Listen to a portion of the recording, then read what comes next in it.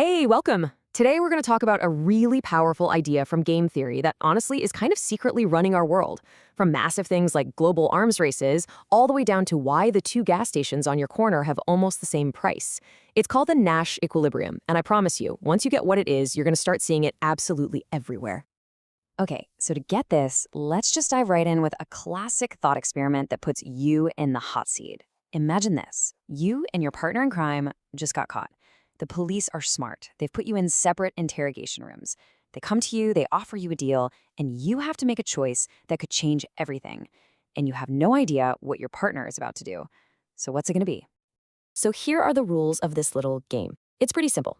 Option 1, you both keep your mouth shut. If that happens, you both get off easy, just 1 year in jail.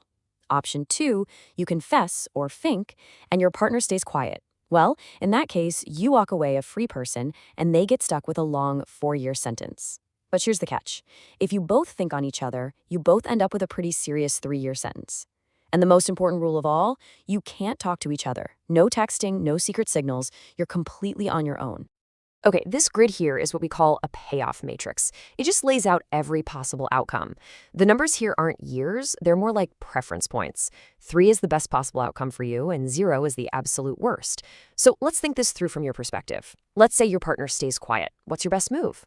Well, it's to think, right? You get 3 points instead of 2. Okay, now what if your partner thinks on you? Well, what's your best move now?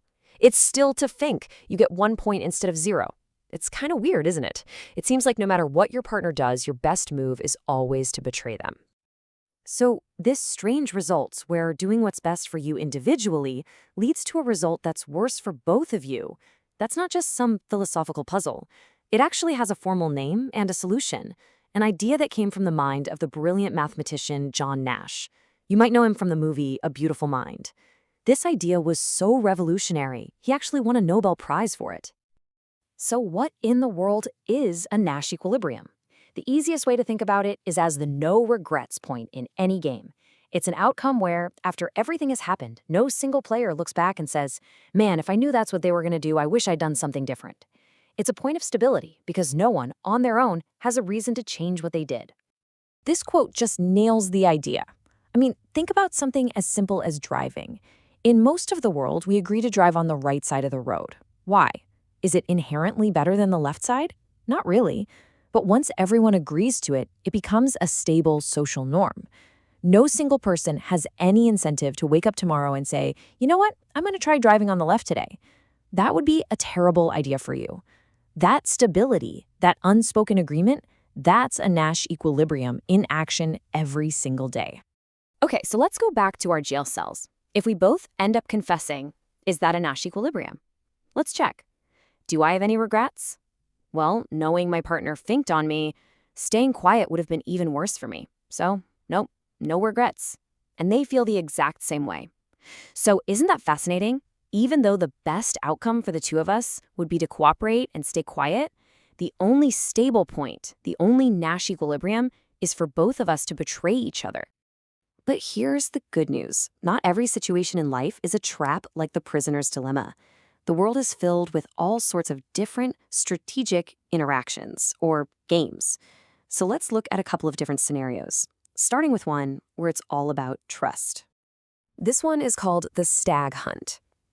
Imagine you and another hunter out in the woods. If you work together, you can take down a huge stag, and you'll both eat for a week. That's the big prize. But if you commit to hunting the stag, and your partner gets nervous and decides to just go catch a little hare for themselves, you get nothing. The stag gets away. So it's a game of trust. Do you trust your partner enough to go for that big shared reward? So you can see the tension is totally different here. The prisoner's dilemma tempts you to betray the other person. But the stag hunt, it's all about risk versus reward. And what's really interesting is that this game actually has 2 Nash equilibria. Both of you trusting each other and hunting the stag, that's a stable outcome. If you both get the stag, neither of you regrets it. But both of you playing it safe and just hunting hares is also a stable outcome. If you knew they were going for a hare, you wouldn't regret going for one yourself. All right, so what if you both want to cooperate, but you just can't agree on the details? This brings us to a game called Bach or Stravinsky. The story is, you and a friend definitely want to go to a concert together tonight. The problem is, you're a huge Bach fan, and they love Stravinsky. The absolute worst thing for both of you would be to go to different concerts and end up alone. See, the challenge in these two games is totally different. In the Stag Hunt, everybody agrees on what the best outcome is: get the stag. The whole challenge is just overcoming your fear and trusting each other to get there. But in Bach or Stravinsky, you actually disagree on the best outcome. The challenge here is all about bargaining or compromising to coordinate on one of the good options, because going it alone is the worst-case scenario for both of you. Okay, I know all these different games can seem a little complicated, but believe it or not, there's a really simple, almost mechanical way to find these stable points, these Nash equilibria, in any game matrix you see. So let's just walk through it together. So let's use this generic game here to find the equilibria. The only thing you got to remember is how to read it. In every box, the first number is the payoff for player 1, and the second number is for player 2. Our mission is to find the box, or boxes, where neither player looks back and wishes they'd made a different move. So, step 1. Let's put ourselves in player 1's shoes. We're going to look at this one column at a time. For every single choice player 2 could make, we're going to ask ourselves, what is player 1's best possible countermove?